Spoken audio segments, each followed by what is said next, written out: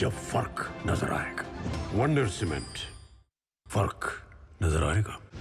लेकिन ये पाइप चलेगा। फिनोलेक्स पाइप्स, पीढ़ियां बदलेंगी, पाइप नहीं।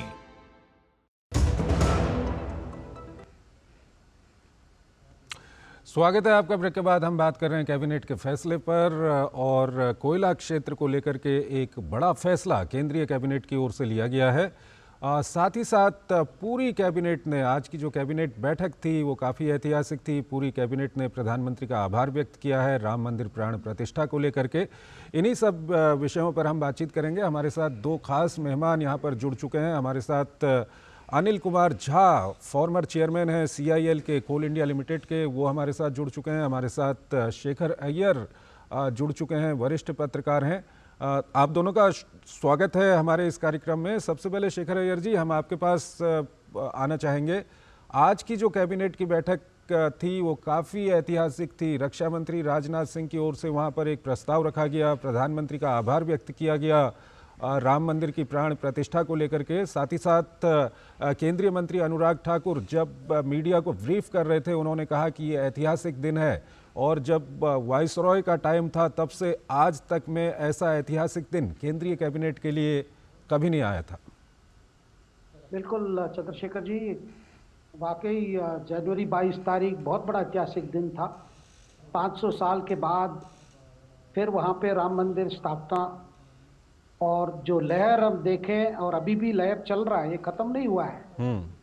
वो इसका कैबिनेट स्तर पर इसके रिकॉर्ड पे लेना और प्रधानमंत्री को बधाई देना, और प्रधानमंत्री जिस तरह 11 दिन का जो अनुष्ठान ये किए थे, व्रत रखे थे, और जैसे एक राम भक्त करेंगे वैसे ही किए थे, और साथ में कई जगह पधारे जहाँ पे प्रभु श्री राम से जुड़ा हुआ जितने तीर्थ स्थल है, वो रामेश्वरम हो, श्रीरंगम हो, लेपाक्षी हो, कर्नाटक के जगह हो या नासिक हो, सब जगह जाके जो परंपरा है, जैसे प्राण प्रतिष्ठा पे जो परंपरा किसी को अपनाना चाहिए उस तरह उन्होंने किया है।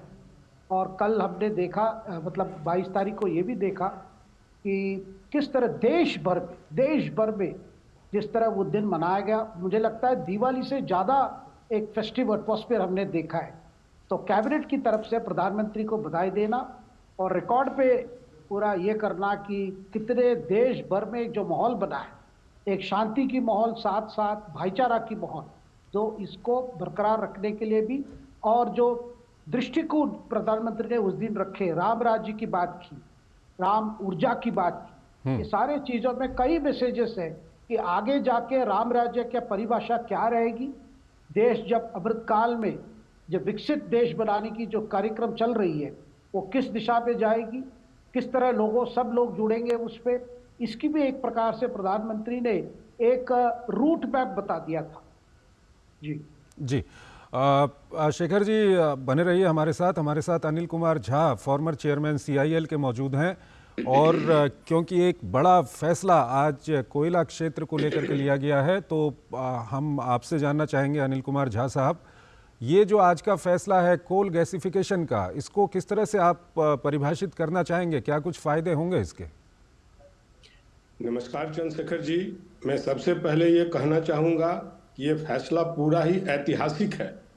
जैसा कि आप लोगों को पता है, देश में जितनी भी बिजली की उत्पादन होती है उसमें 72% कंट्रीब्यूशन केवल थर्मल कोल से होता है, और हम लोग करीब करीब 800 मिलियन टन का कोयला यूज करते हैं बिजली बनाने के लिए।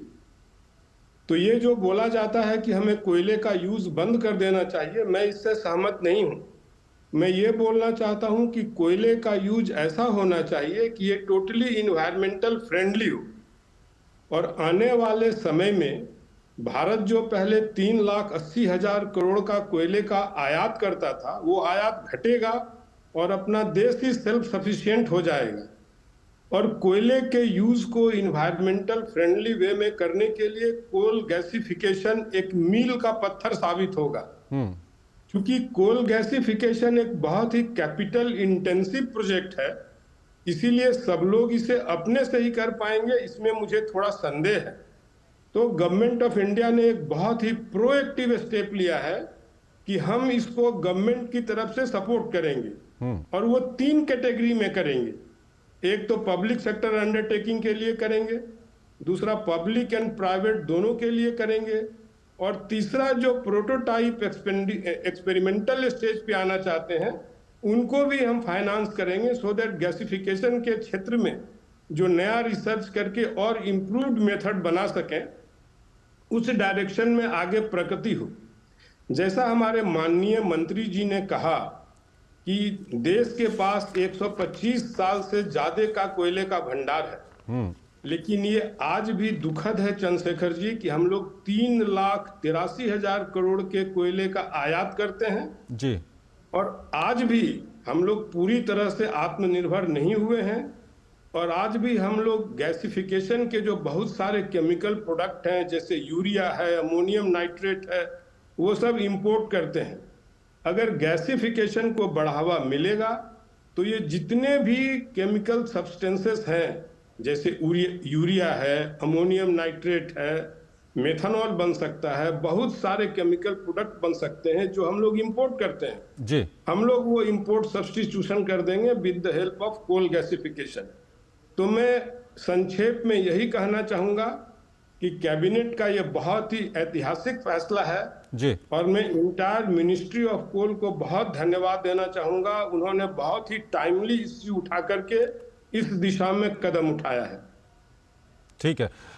शेखर अय्यर जी, इस फैसले को आप किस तरह से देख रहे हैं? क्योंकि जिस तरह से झा साहब बता रहे हैं कि इतना ज़्यादा कोयला देश में होने के बावजूद भी हम अभी इंपोर्ट कर रहे हैं, और साथ ही साथ जो कोयले के दूसरे प्रोडक्ट हैं जो कोयला खानों से निकल सकते हैं, उनके लिए अभी हमने एक्सप्लोरेशन ज़्यादा शुरू नहीं किया है। तो इस फैसले को आप किस तरह से देखते हैं? बिल्कुल, जैसे अभी झा साहब बता रहे थे कि इसकी इम्पोर्टेंस क्या है, क्यों हमें करना चाहिए। काफ़ी समय बीत गया है कि हमने इसको पूरा एक्सप्लॉइट नहीं किया है। जैसे आज प्रहलाद जोशी जी बता रहे थे, हमारे पास 361 बिलियन टन है जो 125 साल तक चल सकता है। अगर यूएन क्लाइमेट कंट्रोल के हिसाब से अगर इस पर रोक लगा जाएगा तो हमारे लिए बहुत दिक्कत होगी, क्योंकि अब डेवलपिंग नेशन है, हमारी ऊर्जा रिक्वायरमेंट ज़्यादा है, लेकिन इसमें टेक्नोलॉजी की ज़रूरत है। अच्छी टेक्नोलॉजी चाहिए और क्लीन टेक्नोलॉजी चाहिए। ये कहीं कहाँ मिल सकता है, और R&D की भी बहुत आवश्यकता है। इसलिए सरकार ने तय किया कि केंद्र की तरफ से इंसेंटिव होगी, और जैसे कैटेगरी बनाया गया है, और एक 400-500 करोड़ का, एक 3,850 करोड़ का, और एक 600 करोड़ का, ये 3 कैटेगरी इसकी जिस तरह जो यूनिट्स है उनको कवर करेंगे, इंसेंटिव देंगे। मुझे लगता है ज़्यादा इम्पोर्टेंस यही है, प्राइवेट पब्लिक पार्टनरशिप की जो बात हो रही है वो बहुत इम्पोर्टेंट है। और जहाँ जहाँ कोयले के जो हमारे माइंस हैं वहाँ पे अगर इस तरह की गैसिफिकेशन प्लांट आ जाए तब ऊर्जा बनाने में ये होगी, और जब हमारी रिक्वायरमेंट्स है आगे 10 साल, 15 साल, 20 साल, इसको डायरेक्टली हमें ये फैसिलिटीज़ मिलेगी। और साथ में क्लीनर फ्यूल के साथ आप देख रहे हैं ना केवल है, अभी कई क्षेत्र में जैसे ग्रीन हाइड्रोजन की बात हो रही है, ऊर्जा को लेकर, क्लीन फ्यूल को लेकर, हमारी जो पर्यावरण की प्रति जो कमिटमेंट है, सबको ध्यान रखते हुए ये प्रोजेक्ट बहुत इंपॉर्टेंट है। इस प्रोजेक्ट में एक पायलट प्रोजेक्ट भी की जा रही है जहां पे टैरिफ जो रहेगा उस बेसिस पर भी एक पायलट प्रोजेक्ट की बात की जा रही है। तो मुझे लगता है ये बहुत इंपॉर्टेंट कदम है। आने वाले वर्ष में आप देखेंगे इसका और भी इम्प्लीमेंटेशन कैसे होगा, और क्या इंसेंटिव दी जा सकती है, जहां प्लांट लगेगी वहां पे लैंड कैसे मिलेगा।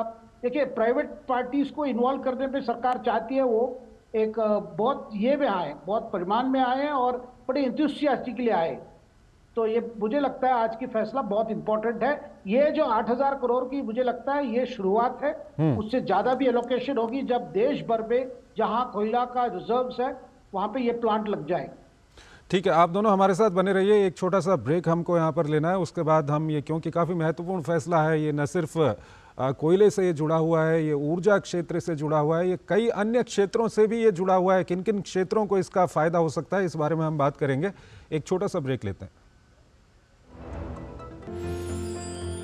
साल, बरस और सदी नहीं, एक युग गुजर जाएगा। उम्र न पूछो वंडर की, जब फर्क नजर आएगा। वंडर सीमेंट, फर्क नजर आएगा। ये नया भारत है, कभी हंसता कभी हंसाता है, हिसाब का पक्का है। जियो पेपर प्राप्त हुए। इस भारत की अलग ही पहचान है। जुड़े नए भारत से, जियो भारत से। टाइम पे खा लेना और प्लीज बाइक धीरे चलाना जी। और ये तुम्हारी सेफ्टी के लिए। अरे एक बात तो रह गई। LIC? ये हमारी सेफ्टी के लिए। दिल की सुनो, LIC चुनो। LIC हर पल आपके साथ। लेकिन ये पाइप चलेगा। फिनोलेक्स पाइप्स, पीढ़ियां बदलेंगी, पाइप नहीं। साल बरस और सदी नहीं, एक युग गुजर जाएगा। उम्र न पूछो वंडर की, जब फर्क नजर आएगा। वंडर सीमेंट, फर्क नजर आएगा। टाइम पे खा लेना और प्लीज बाइक धीरे चलाना जी। और ये तुम्हारी सेफ्टी के लिए। अरे एक बात तो रह गई। LIC? ये हमारी सेफ्टी के लिए। दिल की सुनो, LIC चुनो। LIC हर पल आपके साथ। ये नया भारत है, कभी हंसता कभी हंसाता है, हिसाब का पक्का है। जियो पेपर प्राप्त हुए। इस भारत की अलग ही पहचान है। जुड़े नए भारत से, जियो भारत से। स्वागत है आपका। ब्रेक के बाद केंद्रीय कैबिनेट ने कोयला क्षेत्र को लेकर के एक बड़ा फैसला लिया है। इसी पर हम बातचीत कर रहे हैं। हमारे साथ दो विशेष मेहमान यहाँ पर मौजूद हैं। हमारे साथ अनिल कुमार झा, फॉर्मर चेयरमैन हैं कोल इंडिया लिमिटेड के। हमारे साथ सीनियर जर्नलिस्ट शेखर अय्यर यहाँ पर मौजूद हैं। अनिल कुमार झा साहब, अगर हम देखें तो इस फैसले का जो काफ़ी महत्वपूर्ण हिस्सा है वो जॉइंट वेंचर बनाया गया है कोल इंडिया लिमिटेड और गेल के बीच में गैसिफिकेशन के लिए, और साथ ही साथ कोल इंडिया लिमिटेड और BHEL के बीच में अमोनियम नाइट्रेट को लेकर के। तो इसको थोड़ा सा हमारे दर्शकों को समझाइए, ये जो जॉइंट वेंचर होगा ये किस तरह से काम करेगा।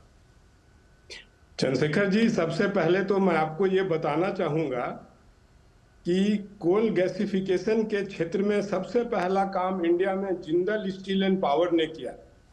इन्होंने एक कोल गैसिफिकेशन प्लांट लगाया जिससे आयरन को डायरेक्ट रिड्यूस करते थे, बट अनफॉर्चुनेटली उस समय कोयला मिल नहीं पाया और ये टेक्नोलॉजी सक्सेसफुल नहीं हो पाई जी। अभी जिंदल स्टील एंड पावर को माइंस मिले हैं और मैं आपको विश्वास दिलाता हूं कि बहुत जल्दी उसको 100% इफिशियंसी पे चलाने लगे। अभी Coal India Limited, NTPC, GAIL and Rashtriya fertilisers के प्रावधान से एक already coal gasification plant establish हो रहा है उड़ीसा के तालचर में, अंगुल डिस्ट्रिक्ट में, जो कि बहुत जल्दी ही कमर्शियल स्केल पे आ जाएगा। आपने जो प्रश्न किया कि क्या भविष्य में देखता हूं, चूंकि जैसा कि मैंने आपको बताया कि कोल गैसिफिकेशन का ये जो प्रोजेक्ट है ये बहुत ही कैपिटल इंटेंसिव है। आपने देखा होगा कि कोल इंडिया और सर वक्त कम है, इसलिए आपसे सीधा सा हम सवाल जानना चाहेंगे कि कोयले के अलावा जो विभिन्न गैस हैं वो तो तैयार होगी, जिस तरह से अमोनियम नाइट्रेट की यहाँ पर बात आई है, किन किन क्षेत्रों को इसका फायदा होगा, जल्दी से बता दीजिएगा। जितने भी केमिकल क्षेत्र हैं सबको इनका फायदा होगा। अमोनियम नाइट्रेट बनेगा, यूरिया बनेगा, मिथानॉल बनेगा और होस्ट ऑफ और केमिकल्स बनेंगे जो कि हम आज इंपोर्ट करते हैं। ये इंपोर्ट सब्स्टिट्यूशन का काम करेगा और ये काफी सफल टेक्नोलॉजी होने जा रही है। ओनली डिमेरिट है कि इसका कैपिटल इंटेंसिव बहुत है, इसीलिए गवर्नमेंट के हेल्प की जरूरत पड़ेगी और पब्लिक सेक्टर ही इसको आगे ले जा सकती है। तो पब्लिक सेक्टर के साथ प्राइवेट का भी ज्वाइंट वेंचर हो और गवर्नमेंट। ठीक है शेखर अय्यर जी, अंतिम आपसे हम सवाल जानना चाहेंगे, क्योंकि झा साहब ने जिस तरह से समझाया, न सिर्फ कोयला बल्कि ऊर्जा, साथ ही साथ केमिकल, फर्टिलाइजर, न जाने कितने क्षेत्र हैं जिसमें इसका फायदा होगा। होलिस्टिक रूप से आप इस फैसले को आप किस तरह से एक्सप्लेन करना चाहेंगे? देखिए, ये फैसला फ्यूचरिस्टिक भी है, क्योंकि इस पे फ्यूचर की क्या हमारी एनर्जी रिक्वायरमेंट होगी उस हिसाब से ये एक्सपैंड होगा। और साथ में इतने जो कोयला हमारे पास है जो इतने सालों से पड़ा है उसकी जो एक्सप्लॉयटेशन शुरू होगी, इसमें माइनिंग टेक्नोलॉजी की भी कई बातें आएगी और जो प्लांट की भी साइंटिफिक जितनी लेटेस्ट टेक्नोलॉजी आ सकती है। और सबसे ज़रूरत है कि R&D की ज़रूरत है, क्योंकि ये टेक्नोलॉजी अभी आजकल कितने गैसिफिकेशन प्लांट बाहर हैं, वो क्या काम कर रहे हैं, और हमारी कोयला की क्वालिटी के हिसाब से कैसी प्लांट बननी चाहिए, ये सारे चीज़ों पर अब ध्यान दिया जाएगा। ठीक है, ठीक है। शुक्रिया आप दोनों का बहुत बहुत इस महत्वपूर्ण फैसले पर हमसे बातचीत करने के लिए। इसी के साथ हम अपना ये खास कार्यक्रम यहीं पर समाप्त करते हैं। नमस्कार।